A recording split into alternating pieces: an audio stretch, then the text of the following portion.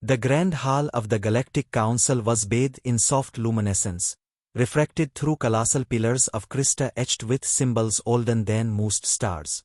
Delegates from dozens of ancient species sat in semicircles, their varied forms and colors giving the illusion of a living nebula.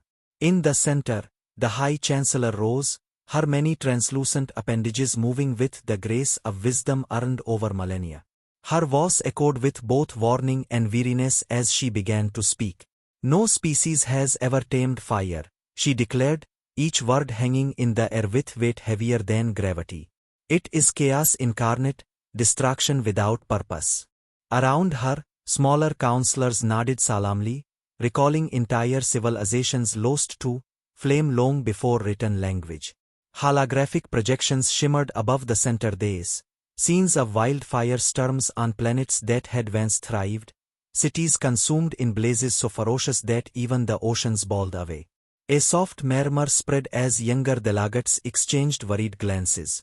The delegate, her fractal eyes flickering, whispered, "And yet they calm." She meant the humans. The name itself sounded strange in that room, like a misplaced note in an ancient symphony. Reports had filtered in slowly at first. Transmissions from deep patrols, sightings of unfamiliar vessels at the edge of charted space, readings of energy signatures that resembled controlled combustion on scales no one had imagined. Now, they had confirmation. The intelligence envoy floated forward in its nutrient gel pod and spoke in broken galactic common. Confirmed. Human fleet entering Quadrant 3. Intent unknown. Thermal readings unprecedented. Screens blinked into view again, this time showing scans. Arcs traced through empty space, pulses of searing energy blooming and dissipating with unnatural precision. Some council members recalled instinctively, their bodies reacting on primal fear older than memory. Fire was madness. Fire was loss. Fire was final. No species had ever truly survived it once unleashed. The room fell into tense silence until the Elden rasped from her curled perch. "They will consume themselves." Her statement seemed to comfort a few. History supported that. But others were less certain. The, whose silken forms shimmered with anxiety, spoke up. "We should intervene. Humanity must be stopped before their madness ignites worlds beyond their own." Murmurs of agreement spread. But then came a dissenting voice, small but clear, a young delegate from the, who leaned forward. "But what if they control it?" The silence that followed was suffocating. The High Chancellor's eyes narrowed. She gestured toward the central archive, summoning the oldest known records of the galaxy's encounter with fire. It leapt, it devoured, it left only ruin. No technology had ever restrained it for long. The very thought was sacrilege. Yet here were reports, undeniable, that humans did not flee from fire. They shaped it, harnessed it, danced with it like a partner instead of fleeing in terror. The implications rattled even the most stoic council members. The council chamber's ambient light dimmed slightly as security alerts pulsed through the walls. New data was coming in. A hologram of a transmission intercepted from the human fleet began to play, their language translated into standard council dialect. A calm, confident voice, "This is Commandant Lex Monroe of the Terran Expeditionary Fleet. We come in peace. We come with warning. We come with fire." The last phrase sent ripples through the crowd. A few delegates visibly shuddered. The recording continued with bursts of static, but the meaning was clear. Humanity did not fear fire. They had learned to wield it, not recklessly, but as a message, a tool, and perhaps a threat. The Chancellor's staff struck the marble dais 3 times, silencing the room once more. "It is decided," she said gravely. "We will not contact them. We will observe." But beneath the official pronouncement, whispers swelled like rising smoke. Some councillors called for containment fleets to be readied. Others spoke in hushed abandon about the possibilities. Only one thing united them all: uncertainty.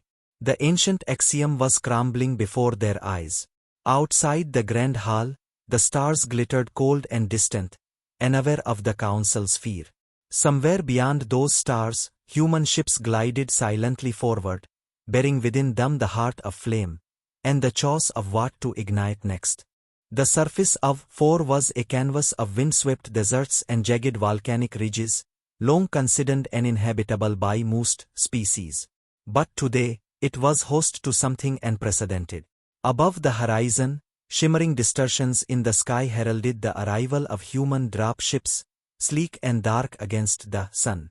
The alien warlords of the coalition had gathered along the rocky outcroppings, armored figures covered in aorganic plating that pulsed faintly with.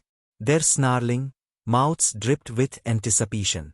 They had heard of the human encroachment, and they expected an easy conquest. Their fleets, powered by plasma and living weaponry, had reduced entire moons to slag. Fire, they believed, was a primal force, something to be feared, avoided, or controlled. The thought that humans brought fire willingly, that they wielded it, felt laughable. Until the first strike came. The humans didn't arrive with massed artillery lines or shield walls. They came silently, in staggered formation, their bodies unburdened by cumbersome armor. Their movements were fluid, almost casual, as if this hostile train was nothing more than a training ground. Commander Lex Monroe led from the front, her presence calm and sharp as a blade. In her hand, a small device blinked once. A low hiss filled the air. The forces snarled, raising plasma cannons that hummed with destructive potential. And then the sky ignited. From a orbit, streaks of orange and crimson rained down in elegant arcs, each trailing vapor trails that crackled and shimmered like dying stars. When they struck the ridgelines, the world seemed to shudder. Great tongues of liquid fire unfurled, curling and twisting as though alive, clinging to rock and alien flesh alike. Thus screamed, not in rage, but in panic. Their aorganic armor shriveled and split beneath the chemical heat. The fire didn't burn like plasma. It didn't simply destroy and vanish. It clung. It consumed. It roared in defiance of physics, hotter than anything they had encountered. Napalm. Commander Monroe's voice crackled through the calms, steady as a heartbeat. Contain and push forward. Let them end and stand. Her troops advanced without fear. They moved along the edges of the inferno with practiced ease, herding the chaos with precision strikes and thermal detonators designed to expand the flames without losing control. War beasts roared and thrashed, their towering forms collapsing into smoldering wreckage. The smell of scorched chitin filled the air. An alien commandant, standing atop a crumbling outcrop, raised his clawed hand and bellowed for retreat. But the humans were already one step ahead. Our drones dropped canisters of viscous gel that ignited on contact, creating walls of flame that redirected the fleeing soldiers. Trapped between rock, fire, and human intent, they began to falter. They had never encountered an enemy who used chaos as a scalpel, who wielded destruction with surgical care. Their plasma weapons sputtered and failed in the superheated air. Their melted and sustained thermal assault. A young human soldier knelt beside a wounded comrade, shielding them with their own body as flames raged only meters away. In that moment, several soldiers hesitated, watching in confusion. Why risk oneself when the inferno would consume all?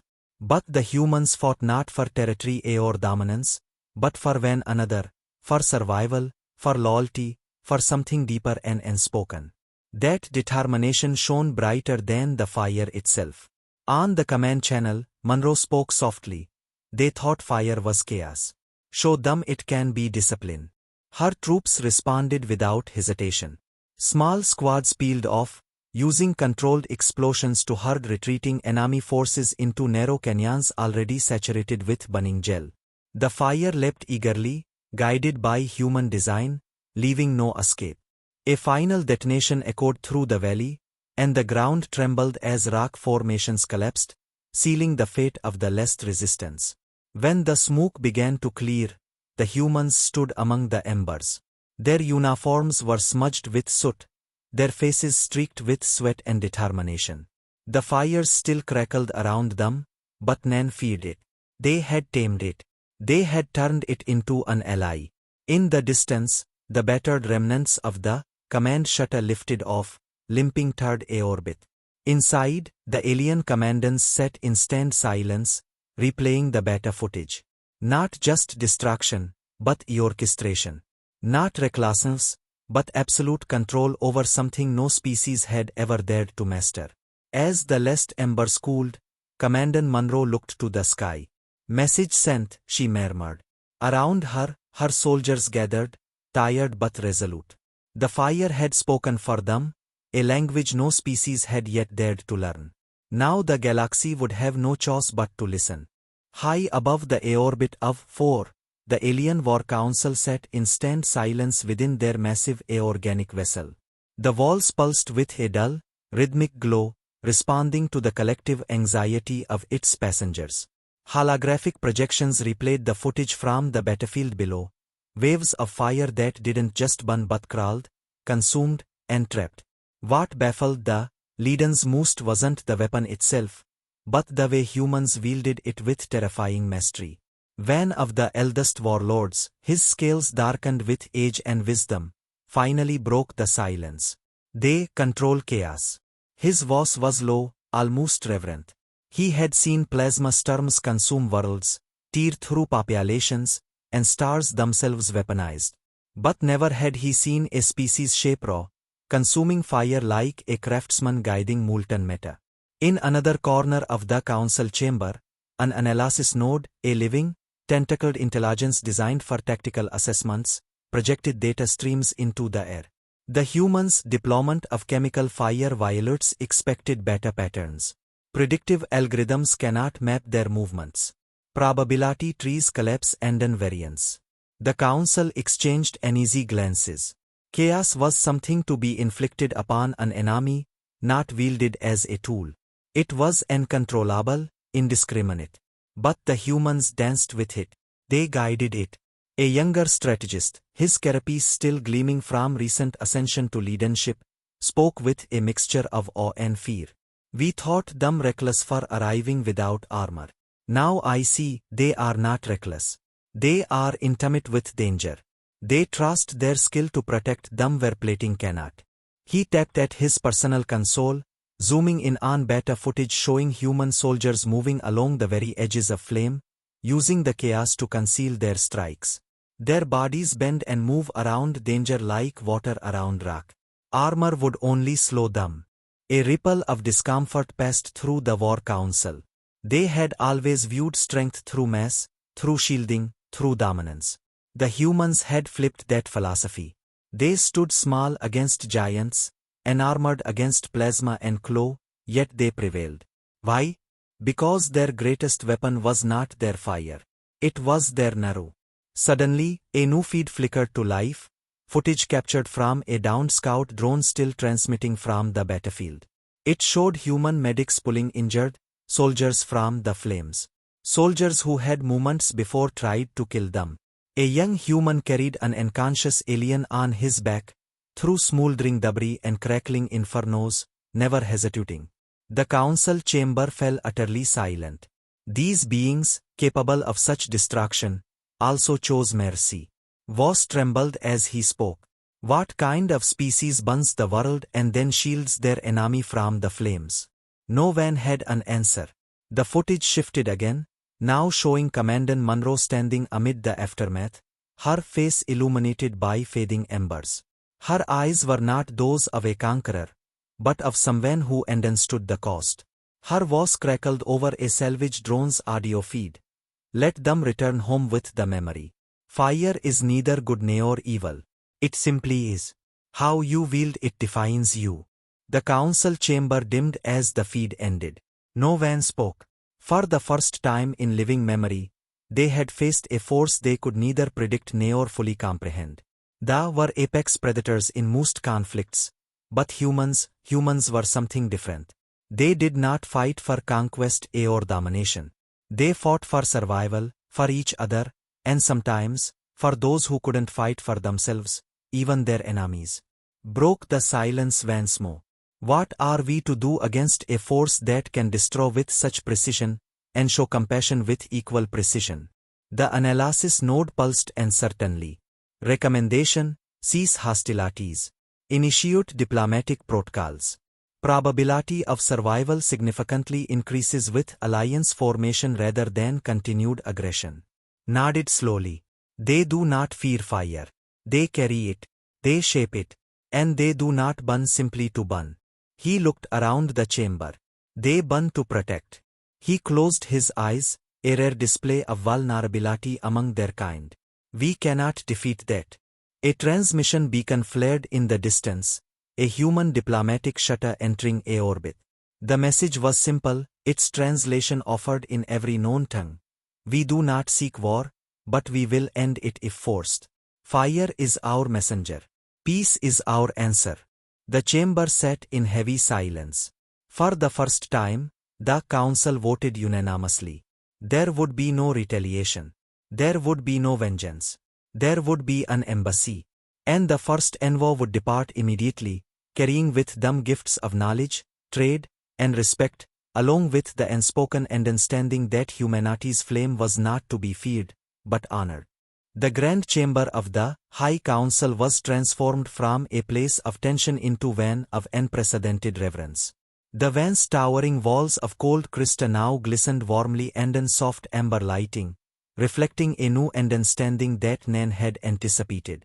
Delegations from over 100 worlds had gathered, their envoys sitting quietly, waiting for the moment that would define the future of interstellar relations. At the center of the room stood Commander Monroe, dressed not in battle gear or elaborate ceremonial robes, but in the same scorched and weathered uniform she had worn on the battlefield. Her face still bore faint soot marks, and her hands were rough with evidence of both destruction and healing. The silence in the hall was not forced. It was not awkward. It was sacred. The images they had all seen, humans carrying enemies out of fire, shielding the weak, wielding devastation yet tempering it with mercy, had shaken every preconceived notion they held. As Monroe stepped forward onto the luminous platform, her voice resonated softly, yet powerfully. "You have seen what we are capable of," she began, her tone not boastful but steady. "We did not come here to show dominance. We came here to show resolve." Her words hung in the air, each syllable measured, every pause deliberate. Behind her, a massive holographic display formed slowly, shimmering into an image that took everyone's breath away. A human hand extended, palm open, not in aggression, but in offering. Across from it, an alien hand, scaled, clawed, and armored, reached out to meet it. Between them, a flame burned brightly but did not consume. It illuminated, warmed, and connected. Monroe continued, her gaze sweeping across the room. "We were told no species could tame fire. We were told chaos could never be shaped. But what you misunderstand is that fire has been part of us since the dawn of our existence. We did not fear it. We learned from it. Fire destroys. Yes. But it also warms. It cooks. It forges steel. And in the darkest night, it gives light." There were murmurs of agreement from corners of the chamber, even among those who had been the most skeptical. She stepped aside, and the projection changed once more, now showing scenes of Earth's history. Early humans gathered around campfires, ancient blacksmiths shaping swords in glowing forges, astronauts igniting engines to leave their world behind and touch the stars. Monroe's voice softened. "You see a weapon. We see evolution. We see resilience." She paused and then added with quiet conviction, "And we see responsibility." One of the Eldons rose slowly from his seat, his movements deliberate and full of gravity. Voice trembled ever so slightly. "Your species, you wield destruction with care. You shape it with purpose. And in the ashes of ruin, you rebuild not just your world but those of others." He lowered his head in respect. "This council has much to learn from you." The chamber doors then opened with a soft chime, and a procession of human medics entered, each carrying gifts, not weapons, not demonstrations of power, but seeds, medical supplies, books of science and history. They placed them gently at the foot of the council platform. Monroe gestured to the offerings. "We know the flames we've unleashed will never be forgotten. nor should they be. But let them serve as more than fear. Let them stand as a reminder that we do not burn for conquest. We burn for protection. For life. A new holographic structure formed above them, a sphere filled with dancing embers that morphed into stars. Each ember representing a world, each flame connected by soft lines of light, showing unity. The chamber sat in awed silence, watching the embers swirl and connect, the message as clear as any language could convey. Finally, the decision was made, not through debate, but through silent consensus. The council rose as Van, an ancient sign of acceptance and alliance, approached Monroe, extending Van's scaled hand. "We will no longer fear your fire," he said quietly. "We will honor it." Monroe clasped his hand in return, the gesture simple but monumental. Outside, across the grand plazas of 4, massive screens broadcasted the moment live. Citizens of countless species, who only hours before saw humans as terrifying, now watched in reverence as when flame-connected worlds. Children pointed to the sky where floating lanterns, carrying prayers and promises, drifted upwards into the night. In that moment, humanity's message was clear and eternal. The fire that could destroy could also illuminate the path forward, and it was in humanity's heart to wield it for protection, creation, and unity. The council chamber filled with light, not from weapons or flames of war, but from hope.